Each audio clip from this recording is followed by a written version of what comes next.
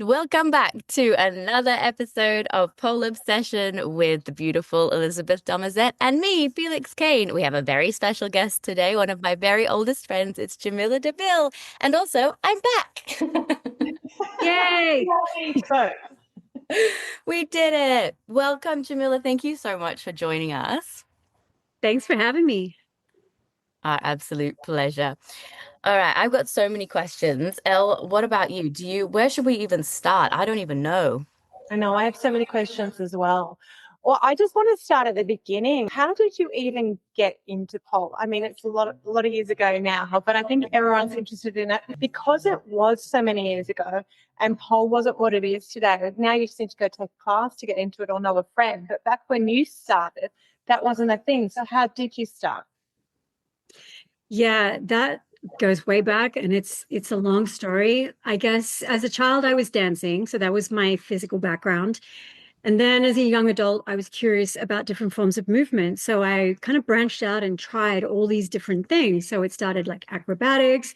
And then at the time, I didn't have a coach who could physically spot adult bodies that well. So there was a lot of like twisting and turning and falling and wrists hurting and all that kind of stuff. So I moved on from that because I didn't want to be injured all the time to aerial, and I trained trapeze, quarterlies, and I started on silks. And then a couple years into that, I dared myself to walk into a gentleman's club because I used to work in a really nice restaurant down the end of Circular Quay in Sydney. So any of my Sydney people will know Cafe Sydney, which is situated at the top of Customs House. So I used to work there. It was a really nice place, but it was not my jam. I was getting shin splints from walking up and down the floors 8 hours a day. And I was like, what am I going to do? So I dared myself to walk into this gentleman's club one day, just lunchtime. I go downstairs, it's men's gallery, the basement. I walk in and there's all of these super glamorous looking ladies with their ankle length evening gowns and like well groomed and all that kind of stuff. And all of these guys in their suits with their corporate credit cards. And the manageress there was a female. I can't remember her name, but that kind of helped because I was a little intimidated by the whole thing. I went straight in to have an interview with her. She totally sold it to me, of course. She's like, oh, it's so amazing. And so I put my name on the dotted line. And that's how I first got to pole, was in the context of a strip club. How old were you then? I was in my mid-20s, I would say. Oh, Yeah. so you knew what you were doing, you knew what you were in for. Yeah, I was a grown adult. Yeah. Well, you just look so young, Jamila. So I'm like, you must have been 18 or something when you went in. You must have been 12. Yeah. I was underage. That's Yeah. Amazing. And then from there, how did you, because for those of you that may not know, for our younger listeners, maybe, Jamila was the very first Miss Pole Dance Australia, which is at the time even was such like an esteemed title to hold. I want to say Miss Pole Dance Australia was one of the very first pole dancing competitions in the world. I don't know if that's accurate, but in my memory it is. So like you were one of like my icons because you were just like goals always. And you've always had such like strength, beauty, grace on the pole. And I think that's something that like definitely influenced me when I first started. So how did you go from like strip club to Miss Pole stage? Okay, let me just configure my thoughts. So I was dancing in the clubs. One of the first things I realized when I started dancing is I don't enjoy speaking with drunk guys at all, or I'm not a good salesperson. So the hustling side of things was really not my forte. And that's what you need to be a really successful stripper in that environment. But I love being on stage. And so I just took every opportunity that I could to get on stage, to do feature acts. And then when we had those bachelor parties, I'd be like, pick me. And they would put me on stage and I'd do my little angel costume show and all that kind of stuff. And then I would go into the club to train when it was closed. And there was this other girl in there training. And I'm like, who is that girl? And we introduced each other, and it was Bobby. And so that's how Bobby and I became friends. And then because we were both super interested in pole and in the showgirl side of things, we started training together, and we're like, let's just create double pole, beautiful acts with custom made outfits and all that kind of stuff. These guys have never seen that before. Let's just do something different. And so we did. And so we would go in there all the time and train and create all these new acts and do our top hat and tails and all that kind of stuff.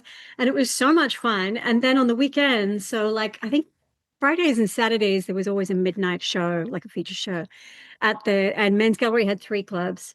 And so we would just say, hey guys, we're on our way. And they would literally sometimes just book us on the fly. And we would just rock up, do our show, and then leave again, which was great because we didn't have to talk to people. We just like do the show, do what we love, and then leave. And then Bobby had the idea of creating Bobby's Pole Studio. I don't know if she had the name at the time. I think it was originally Sydney's Pole Dancing Studio or something like that. And so one afternoon, we're walking out of training at the club. We're walking down the street in Sydney, and she's like, "Hey, I had this idea. I want to start a studio." And Lino, her husband, he's a businessman, so he kind of had that background in business planning. And so between the two of them, they'd kind of come up with this idea of renting a space in Sydney and just seeing how it worked. And I was like, "Oh my gosh, I love that idea!" And it was the perfect time for me to want to transition out of hanging out for too many hours in the middle of the night in those clubs with, drunk people and all like the, oh my gosh, all that stuff. And I really wanted to like transition towards teaching because I love pole and I wanted to keep doing pole. And so that's how all that started. And then that was probably about 2003. And then 2005 was the first Miss Pole Dance. It happened in May 2005. And before that, just to further on what you said, Felix, about pole competitions, really everything that was available in pole competitions was exotic related. So you had to have entered it from a point of like Miss Nude Australia, Miss Exotic Dance Sydney, I think was one of the comps. But pole was starting to become a stronger and stronger element in that. More and more girls were like, this is really cool. I even did an aerial act one time for one of those comps, which was really fun. But yeah, so Miss Pole Dance 2005 May was the first one. And is that answering the question? That's how we got there? Yeah. Okay, cool. Can we go back to what happened? Why didn't you open Bobby's with Bobby? Well, I kind of did. That conversation on the street, the best I remember, Bobby's like, I've got this idea. And I'm like, oh, I am so invested in that idea. I have all these ideas because of all the training we've been doing and all my work for preparing my feature acts and all of that. And I was like, I want to be on the management side of things because I want to feed in all of these ideas to help grow the studio. And Bobby said, I'll take it away and think about it and get back to you. And she got back to me like, I think a day later. And she said, yeah, we already have all our management in place. So you're going to be a teacher. And I was like, okay. Oh. So yeah, I guess, she conferred with Lino and I guess Vanessa. I didn't know Vanessa right then. I think I hadn't been introduced yet, but that's probably what happened is like a little business meeting and they're like, do we need another chief in this pot? And they're like, no more chiefs in this pot. We need teachers. So I became a teacher, but I still fed ideas. Like I think pole groups was one of my ideas of like, hey, let's just do like little routines and give the girls a chance to dance. Yeah. Yeah. They still do that, don't they? That's still a thing that they teach now. They're famous for pole grooves. Yeah. Bobby's pole grooves is legendary. Well, there you go. Yeah. And Jamila's pole grooves. No, not really. Correct the history. Yeah, the choreography that really happened at the beginning, I think that was really Bobby driven. Like that was her thing. She was so good at choreographing. How long were you teaching for? I left Bobby's in 2006. I don't know what month, maybe towards the end of the first half of the year at a guess. Mm-hmm. And to do what? Start your own studio? Well, you want the whole story? Yes. At the time, of course you do. At the time, there was a little, I mean, without going into detail, because I don't, there's no point. It's a long time ago, and I love all those girls. But at the time, there was a little bit of politics going on. And so what happened for me was I love pole, I love teaching, I love performing, I love all that stuff. But I found myself showing up to the studio and immediately having sort of negative feelings or hearing things that were making me feel negative. And I just figured after a while that the best thing for me to do was not bring my negativity into the space. Like I had something that was not sitting well with me, and it just didn't seem to be getting any better in the context of that space, even though I kind of tried a few times to communicate and resolve it, but it was just not getting any better. So I was like, all right, well, I'm not going to be like the ugly ogre in here and just be feeling angry every time I walk in. So I just took myself out of it, and I honestly didn't know what I was going to do. I didn't have any grand plans of taking over the world or, anything. I just knew that I had to find another way, another space, another way. And it took me about 6 months to find another space where I could teach in. And in the meantime, all I could find was a belly dancing studio. And I brought some chairs in and I just taught chair dancing because that was all that I could do at the time. And then did your studio develop out of that? Yeah, so that was the beginning of the Jamila Deville pole studio on Parramatta Road. I'm trying to remember all the names, Parramatta Road. And we had 50 mil static brass poles. And I'd come from like, was it 38 Right, with yeah.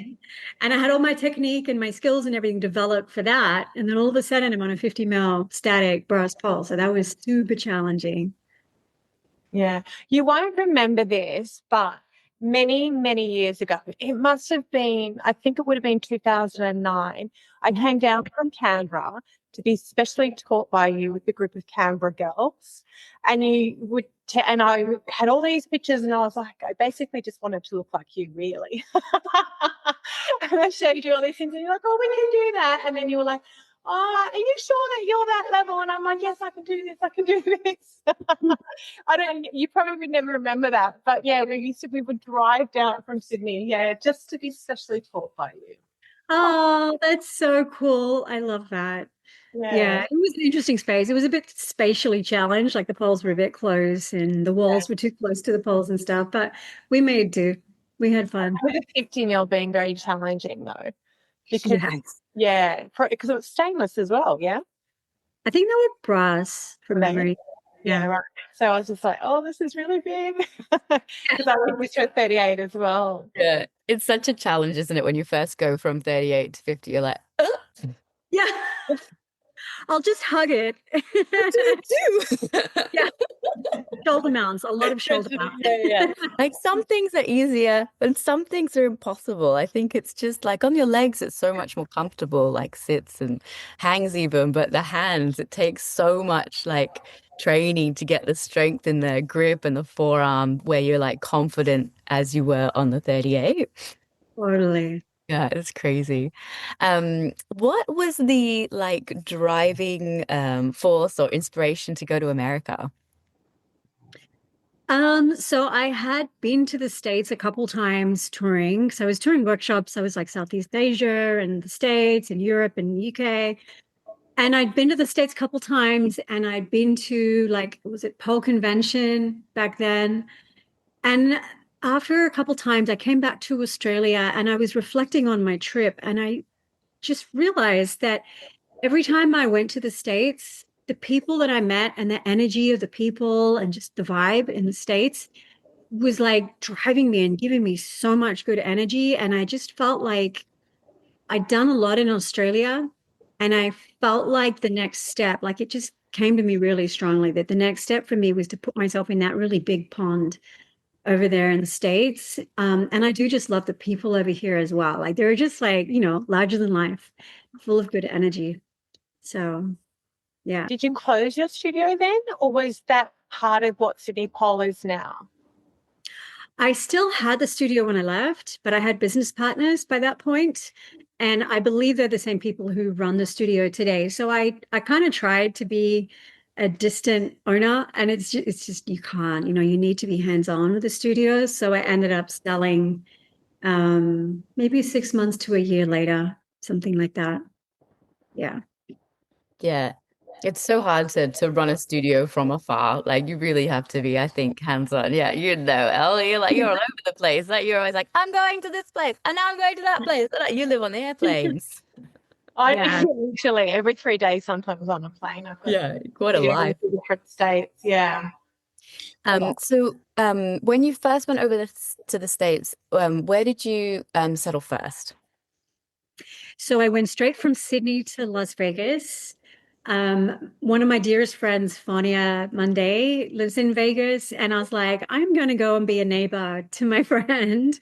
So I moved in like a block away from Fania, and I just started working out. Like, what am I going to do here? I was initially touring. So I remember dropping my bags and just going off to Europe for like 6 weeks and coming back and doing my laundry. And then I went off to Mexico a bunch of times and came back. And that's like I love it, but it's exhausting, as you probably Mm. know. It's more the travel. Like the teaching and stuff is amazing and meeting new people is great, but all of the airports and all that kind of stuff, it gets very wearing, and time zones. And so after a while, I got into CrossFit in Vegas, got completely obsessed. And so I wanted to make that more of a routine.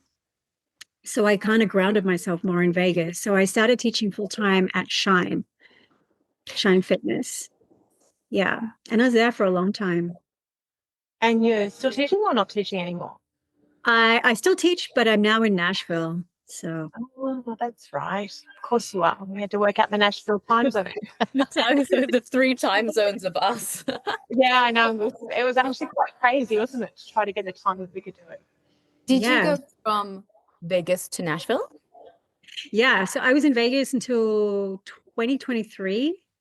Um, Around March, I got a call from a very dear friend, and she's like, "Hey, you want a contract in Nashville?" And I was like, "Nashville? That's way too, I don't know anything about Nashville. Like, what if I don't like it? Like, what's going on?"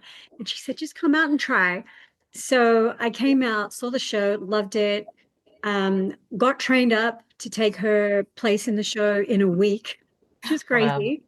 Yeah. And then because it was like it's a company production, so it's not just the act, it's like a whole bunch of cues and the opening and the finale, all that stuff. And I was in the show for 2 years, finished that contract in January this year, and now I'm coaching again.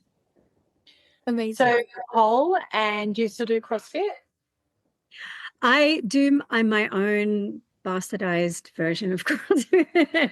Like I don't take classes of CrossFit. I don't do I tend to not do the super high intensity stuff on my own. I feel like you need to have a little bit of motivation to really push that hard. Plus, I find the super high intensity, heavy lifting, like really crazy high volume stuff, it takes a big hit on your system. Like it would knock me out. I would go home and just crash for an hour or two in the middle of the afternoon after something like that. So I've taken the skills that I've learned from CrossFit, which I love, like barbell lifting and a lot of different skills that I learned in CrossFit. And I just take myself into the gym and I'm just like, all right, let's go. And I just program myself a workout and keep it randomized throughout the week. So I'm constantly doing different things. And yeah, that's how I do it. I'm my own coach. And so, what are you wanting to do? Are you wanting to get back into shows or have a break and just teach? I love performing. Right now, I'm giving all of my attention to coaching. So I'm coaching online. So I do my little FaceTimes here. So that's my pole behind me. And then I also I do online programming as well. And I'm starting to choreograph for studios around the country. So I'll choreograph, shoot a video, and then send that to the studio for their content. Oh, that's interesting. And how did that evolve? The choreography, I was invited. So I'm specifically working with Vertica right now, which is Katrina, who runs the USPSF. She's amazing. I don't know how she does it. She handles so much. So she's running this national competition. Hang on, that sounds like Felix. I She's was like, running oh, me, I'm just like along for the ride. I'm like, Hang wait. on a second. I'm in good company here. Yeah. So, well, you girls would totally understand. So, yeah, she reached out to me after I judged for her in Arizona a few weeks ago that we had the nationals. And she reached out to me afterwards and just said, "Hey, do you want to do this?" And I'm like, "Yeah, I'd love to." So, yeah. Amazing. I don't know if this is something we should talk about. Elle, we've sort of sometimes talked about it a little bit, but I think maybe Jamila might be a good person to ask. I am very ignorant. I didn't know. I don't know if it's the same in the States, but here in Australia, there's been quite a lot of like sex worker versus pole dancer, like stripper versus pole dancer. There's apparently a really big divide, and I've been super ignorant to it because I guess I'm not really on social media apart from just to like advertise and market, the studio. Um, so I don't really invest a lot of my own personal time in like investigating, I don't know, topics. Um, but there's been a huge thing, hasn't there? That there's a really big how would you describe it? Like a big divide and like a lot of hate thrown on either side. There's some people that are trying to keep the peace on like stripper sex worker side and pole dancer side. But I think essentially, and I don't know how eloquently I'm putting this, but I think essentially what's happened is pole dancing has now become so mainstream that a lot of people who are currently pole dancing either are ignorant to where it started and so don't don't appreciate um, the ancestors, but also might be a little bit discriminatory or yeah, ignorant and saying, I guess, dismissive and rude things about strippers and not wanting to be associated with striptease and sex workers. And like, yeah, so there's, I think, become a little bit of a divide. So I don't know if there's a question in there, but I don't know. Is it the same over there? There's elements of that, I think, all over the world, like in the Western countries anyway. There's definitely factions of people that are really heavily invested in working all of that out. And then people like, sounds like you and me, who I'm like, I guess I have opinions in that, but at the same time, it's really dangerous to start dabbling in social media comment threads, keyboard warriors, and it's so safe to be behind your laptop and just impose opinions on other people. And it can really go ugly places. So the thing that I've noticed that I feel quite strongly about is I've started writing a book about, my memoirs and all my stories and things like that. And when I talk about the very beginnings of pole, as I told you, so it was just a bunch of girls from the club, and we all got together and started the studio, and we kind of had to work out what are the names of these moves, what are the levels, and how are we teaching, and all that kind of stuff. All we really had at that time was huge love for pole, and a huge, strong work ethic. So we just worked our butts off. We trained hard. Pole hurts.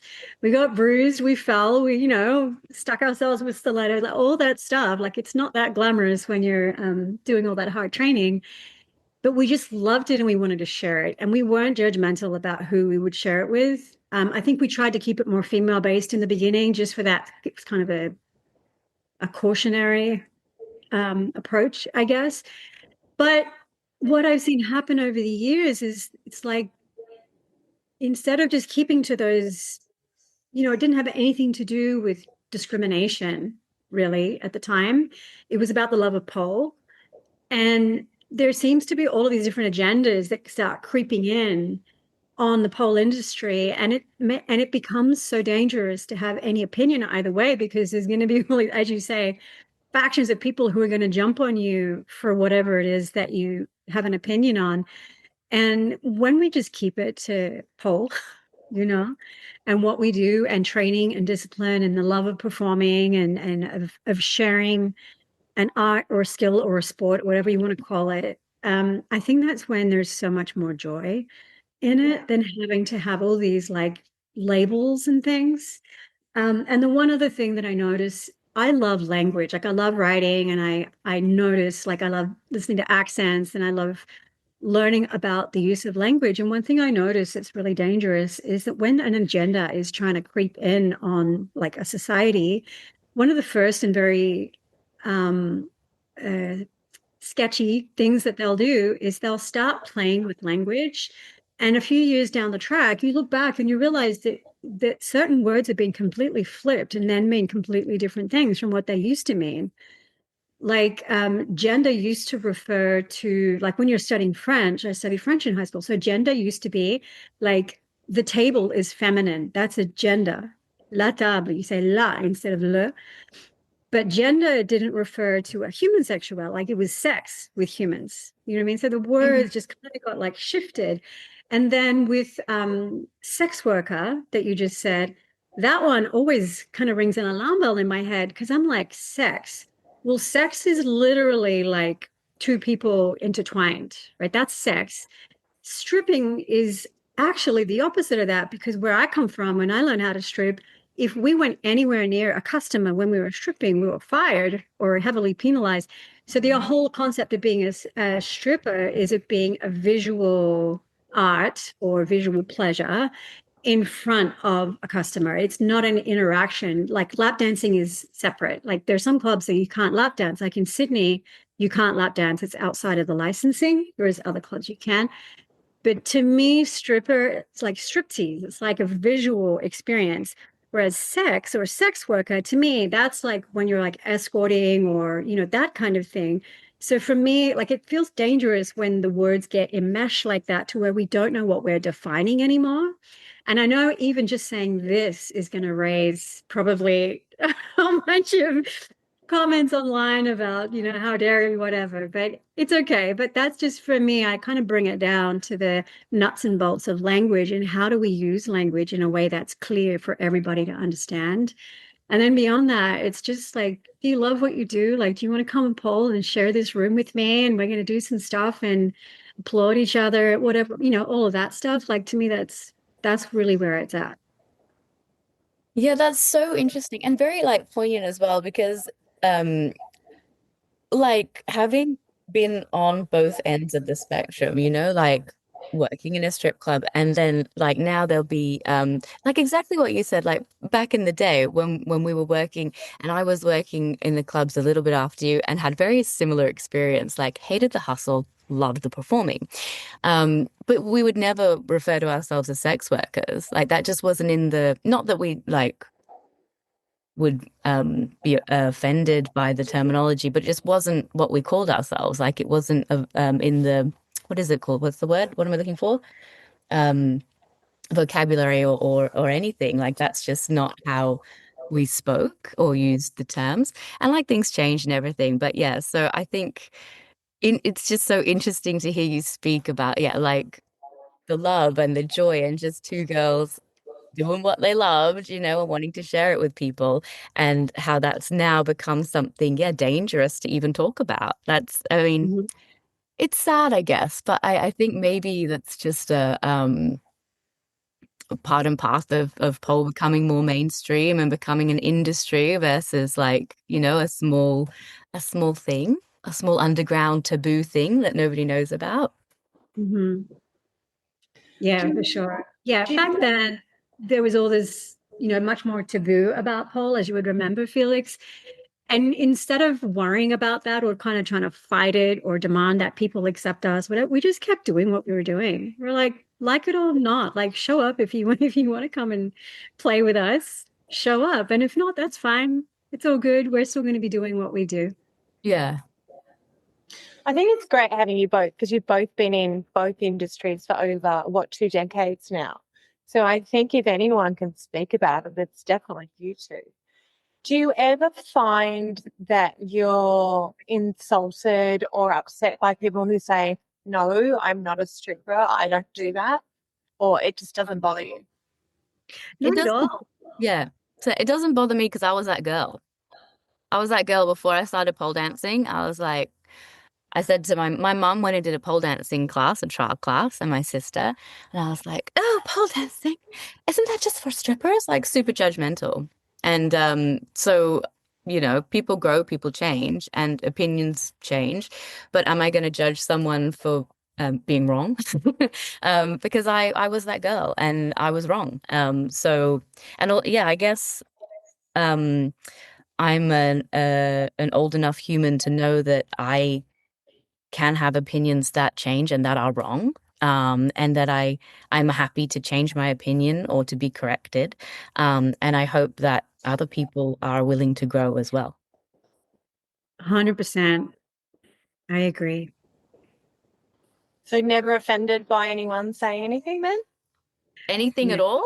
I mean, I Not take offense. well. Well, you know I take offense. You have seen me offended. I am offended by people calling me greedy, by people calling me a liar, and by people calling me will bribe people for stupid things that I don't need. That's what I get offended by. I'm still offended. Still offended. Still offended, different offenses. Different offense. Yeah. Where do you think all of this comes from, though? Where do you think it's because people feel like people are trying to put them down? Do you think that's where people get upset about it? Or because it is like what Jamila said, she started, the with a group of girls that were from a club.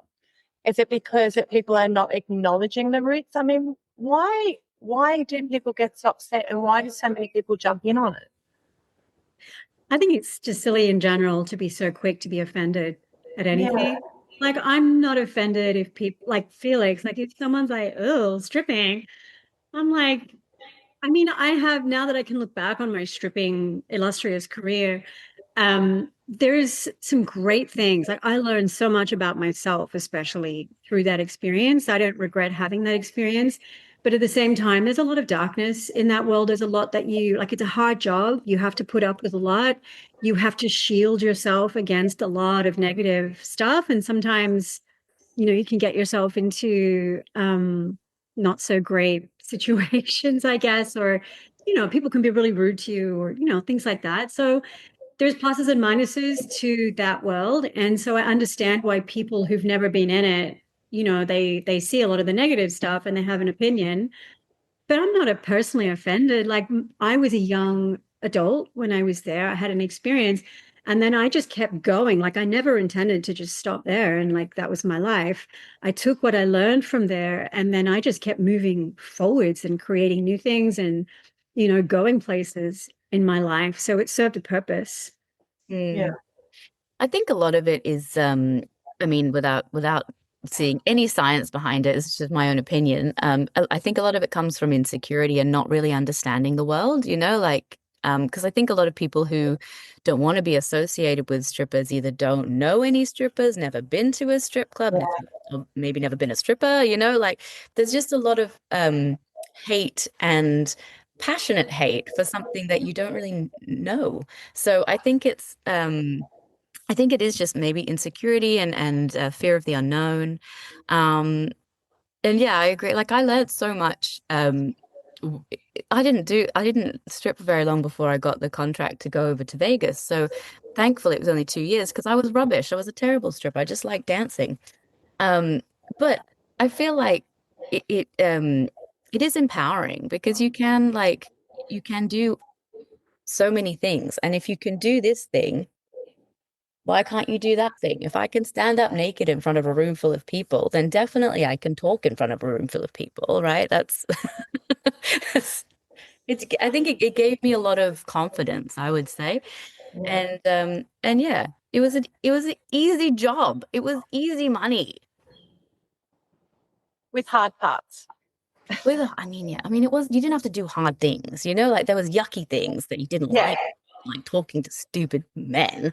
But like the actual job was pretty fucking easy. Like not the hustling, I'm bad at that. But I mean, I didn't have to it wasn't the same as training pole dancing. It's not an oversplit, It's not painful. I didn't get blisters, I didn't bleed. I was like, it was like difficult, yucky some parts, but I think I've done much harder things. Like learning how to drive for me was way harder. Yes. Okay. I'm not a good driver. No, well, you're not bad. I've been in the car with you. I I'm all do right now. I've had like 30 what years of practice, so I'm okay now. You're totally fine. You're totally fine.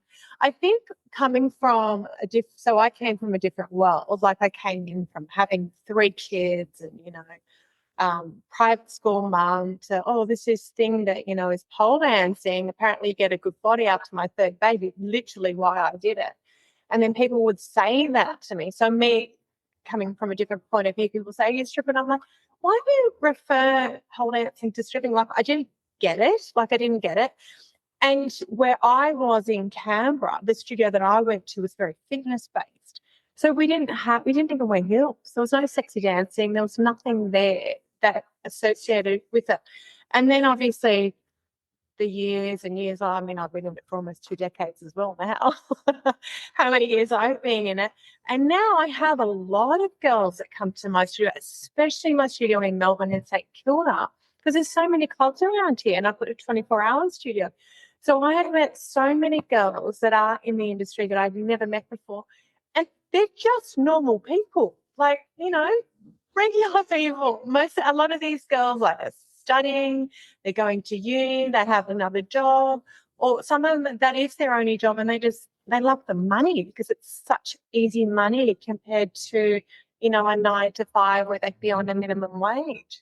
So that's what I see, but I never understood it before either. So I think, just mutual respect is all that we need. Always. Right? Yeah. No joke. Actually, that's a better way of putting it, Elle. The potential to earn is so much higher. Maybe not, it's not easy money, but the potential to earn greater money is so much easy. It's easier to access, and it's without if you're studying without a degree to earn like you have a degree. Yeah, Yeah. absolutely.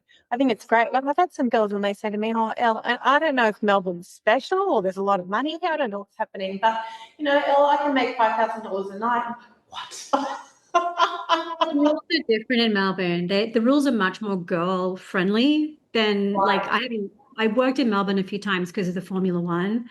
All of Yeah. the girls in Australia are like, oh, Formula One, the guys are out without the ladies. So there's no seating. There's not really anywhere to sit in those clubs. So that keeps everyone's kind of moving around a lot more. Whereas in Sydney, the guys sit down, they get really lazy. They just want to sit there and drink and just look at everything. But in Melbourne, like you kind of just walk up to a guy and you're like, hi, how are you? How was your day? And then would you like a show? Like there's no extra small talk needed. And it's like yes or no, and off you go. And the private rooms from memory are shared. So in Sydney, if it gets busy, the private rooms are just like for a single dancer, each one, so they can get booked out. And they're more expensive in Sydney too. Whereas Melbourne, I remember it being slightly cheaper, and there's always a space to go into, and the whole energetic movement of the club is much faster moving. So you can just go from show to show to show to show to show, and potentially make a lot more money. Yeah, no, that's what they say. There's even a couple of clubs here that don't have poles. Like there's no poles. What?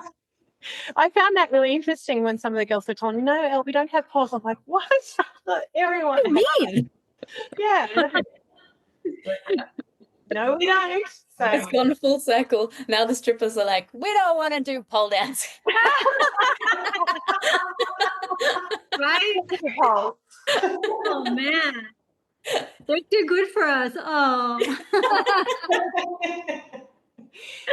They're not making money on. This is what they tell me. They're not making money on the poles. We're Yeah, making money on the dancers. It's yeah, true though. yeah, Big definitely. money as well.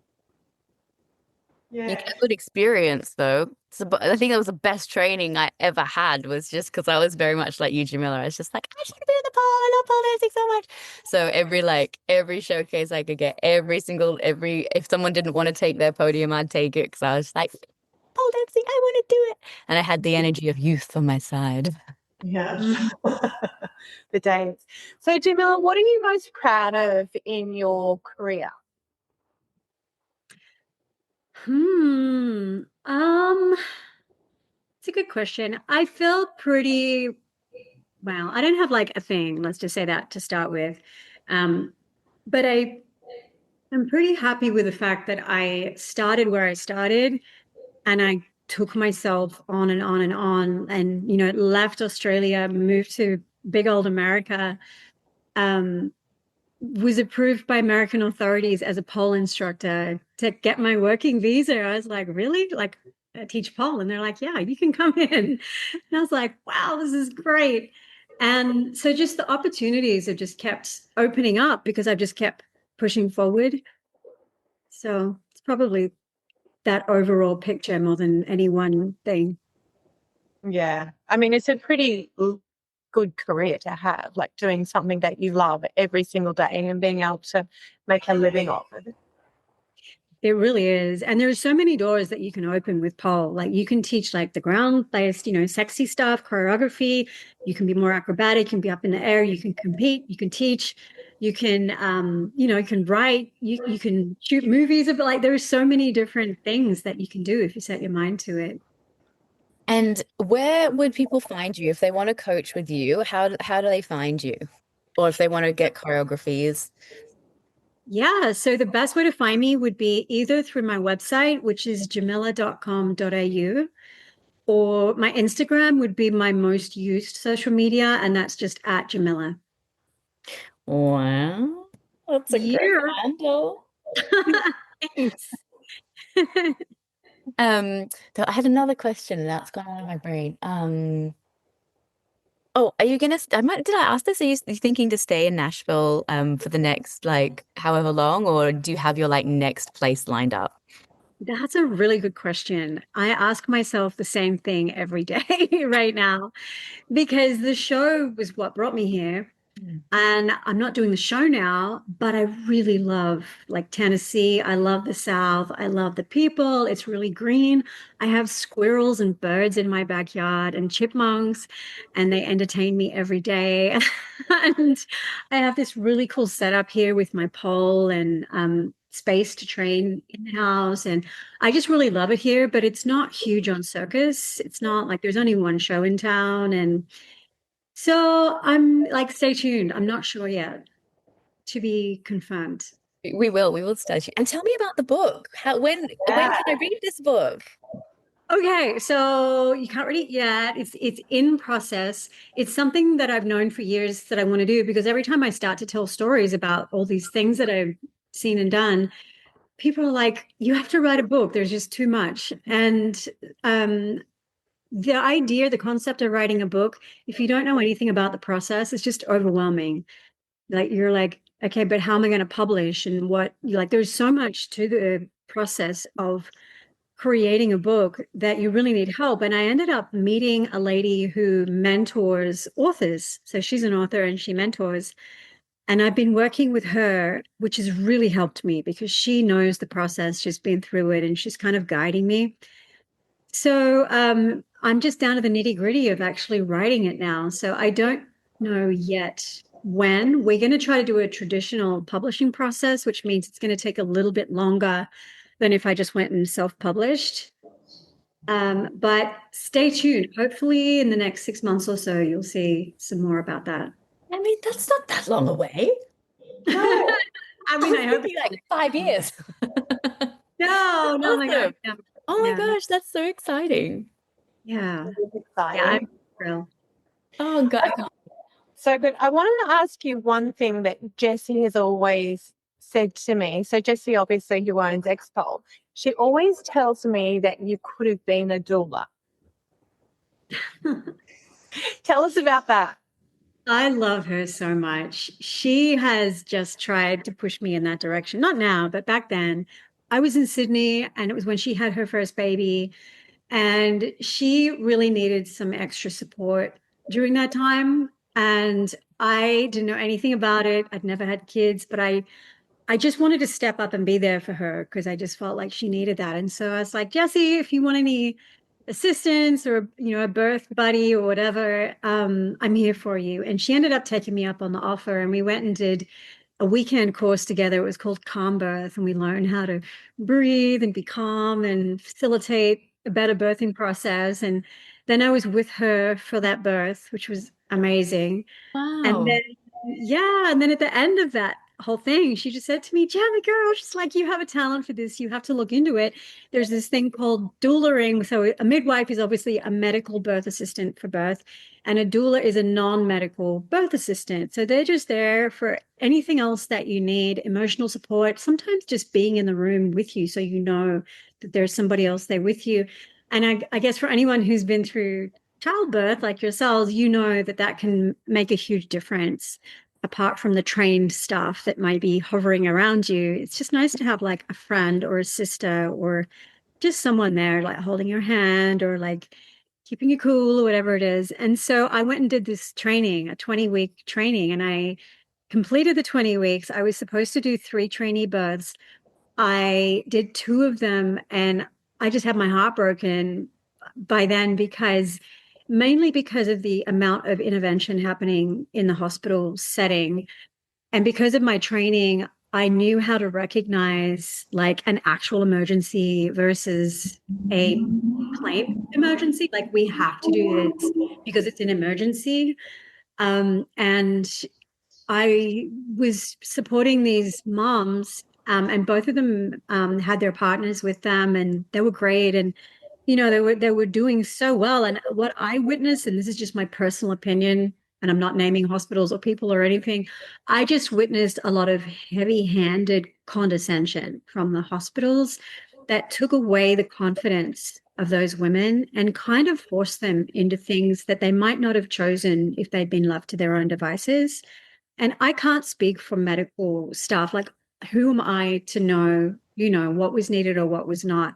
But it just seemed to be from my side that there was the way that they would stand over the mothers, the way that they would speak to them in a very like solemn way. Like it was, I could just see that they were trying to put them into their schedule, if you know Mhm. what I mean. And as a doula, you have no authority in that setting. Like you're not an official staff of anything. You're like a friend that came along, even though you are kind of official. And you can't say anything, you can't interfere. You have to just be like quiet and like witness everything happening. And the best you can do is prepare the parents before that day by having sessions with them, offering them information, allowing them to talk about their fears and their questions and all that kind of stuff. And so I did love the fact that I could help people in whatever way, even just by my presence and just being calm and so on. But at the same time, my poor little heart, I just couldn't take it. I was like, oh my gosh. And the second time that I got called out for that second trainee birth, I was literally backstage at a show putting my makeup on. And I was kind of headlining this variety show in Sydney. And the woman was like a week overdue for her due date. And they called me right before I went on stage. And they're like, we need you right now. And I had to walk out of the show. It was Wow. horrible. I felt so bad. Yeah. Like, I'm here. Like, I'm not going to say to them, oh, I'm sorry. I'm backstage at a show. I can't be there. No, I was like, okay, I'm there. And I just packed my stuff and went to this birth. So I was like, wow, like, is this going to be my life where I can't really be a showgirl because I just get interrupted and I Yeah. have to go at certain times. Um, and I couldn't, like, between the heartbreak and the scheduling and all of that kind of stuff. I was like, well, I learned some good skills, and I actually supported my sister through 3 of her births, which I was Oh, thrilled wow. to do. Yeah, it was really cool. So I learned a lot, and I have those skills, somewhere in there that I've learned. And I do always offer if I'm ever around a friend who's pregnant, I'm like, hey, if you ever need anything, just, give me a yell. But yeah, so I'm not a doula, but I did train as one. There you go. Not practicing. It's a very different career for you. Amazing. Very, so different. Oh My my God. births were not calm at all. Mine either. I was not. I was not. Mine either. They're all different and you don't know what's coming. Yeah. So Yeah. funny. I had 3 emergency Caesars. 3. Did you? Mhm. I Wow. had 2 precipitous labors. One I gave birth to on my toilet here at home. Um, Wow. yeah, and the other one my youngest came in an hour, like from waters breaking to, yeah. So they were all like Amazing. super Might fast. have hated our births, Jamila. I take my hat off to you ladies. I really do. I don't know. It Well, wasn't fun. I didn't like it, and I yeah, don't want I to do didn't it like it again. No, either. No fun at all. no fun. Any pregnant listeners, you'll be fine. Fine, over there, Here, Patty. coming up. I should have You can hit Jamila up for some calm vibes. Yeah. I'll sit with you. Don't worry. Oh my gosh, amazing. That's so incredible. And arrived. what about how are you feeling? Because we are like in Australia, I feel like we're so far away from the States. Like, how is the country? How do you feel about all the politics and stuff? Yeah. Well, there was a time there when I was trying to get really, really tuned into what was going on because, after like 2016, it just started heating up over here. And it seems to me overall that it's this huge media-driven divide. I think that's what it is. It's like we all know what we know because we have the internet. And so we're watching our Facebooks and our Instagrams and all our Twitters or whatever it is that we're watching. And those are all driven by algorithms. And those algorithms are noticing what we talk about, what we're listening to, what we're watching, and they just start feeding us what they think we want to see.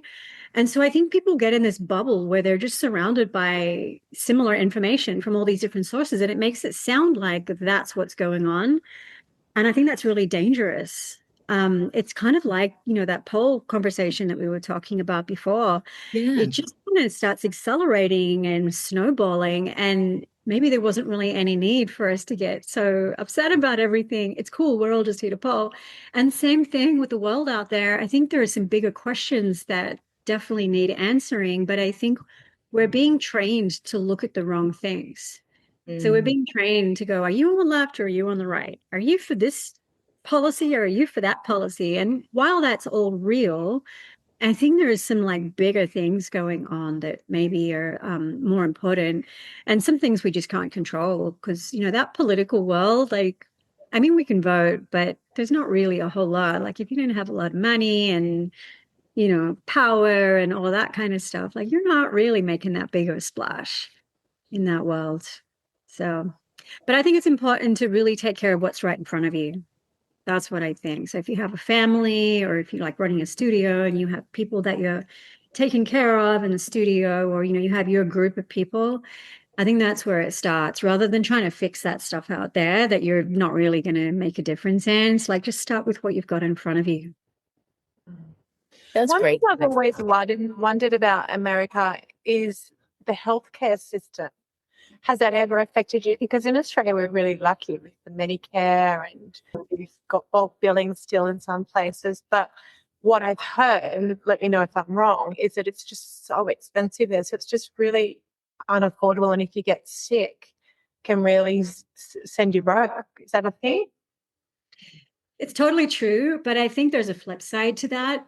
So, for example, like when you're in like Australia or I think Canada also has a socialized healthcare system, it is great. And I know my experience in Australia was good. Like I got to do testing and stuff like that at a minimal cost, which is fantastic because that's the stuff that can really add up.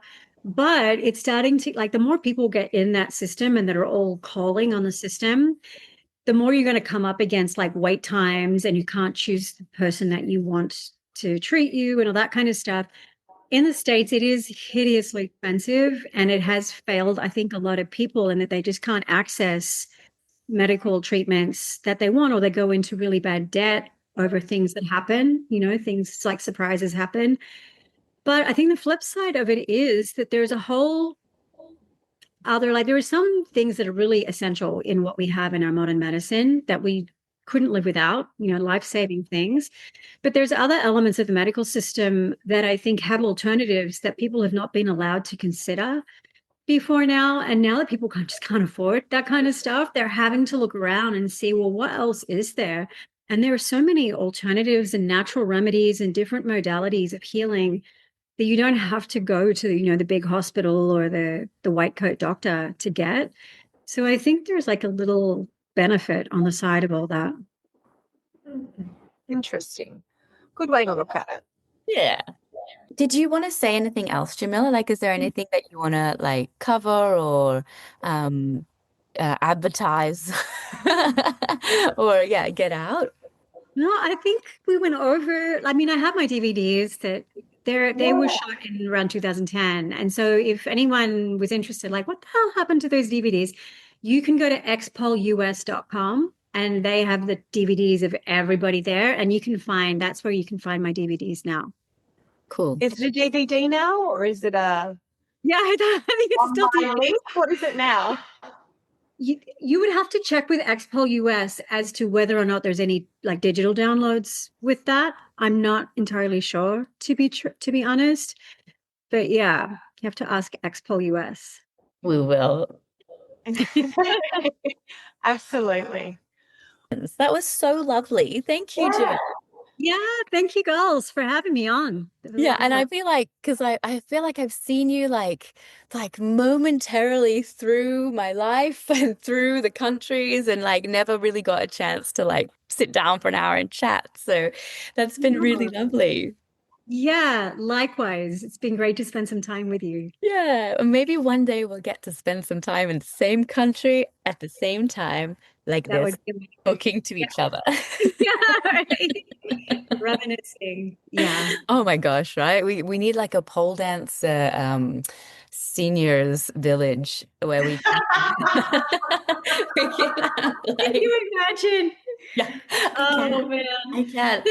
Elle won't let me get really spicy with the things that we talk about because she thinks it's too close still. And I'm like, well, one day when we're old, then we can say all the stuff that we weren't like allowed to say, you know, because we won't Yeah. care anymore. Yeah, exactly. That's the podcast I want to do. That's the book I'll write, guys, from our retirement village. Yes. I'll be with my pen burning through the We can pages. only write that sort of stuff when we've retired and we don't care anymore. There's so much because there's so much, and like I agree with you completely, Jamila. I don't think it's worth bringing up. I don't think that it doesn't serve any purpose other than to just have a good belly laugh about it at the end of the day, you know, like because there's so much toxicity, so many things that are just like, you know, when you bring it all up, you're like, I can't believe that was like that. Why did that happen? So just the Yeah. absurdity that really makes me giggle. And I love sharing that sort of stuff, but time and a place. Yes, ma'am. Like not when we're recording. Right. Jamila, thank you so much. It's been an absolute joy to talk to you, and thank you for taking the time out to speak with us and answering all our questions. We know where to find you, and we'll link your handles and website. I think, well, I always say that Elle will do it for us. We appreciate your time so much. Thank you so much for joining us, and thank you for listening. We love you guys. Peace out. Yay! Yay. Bye, everyone. See you next time.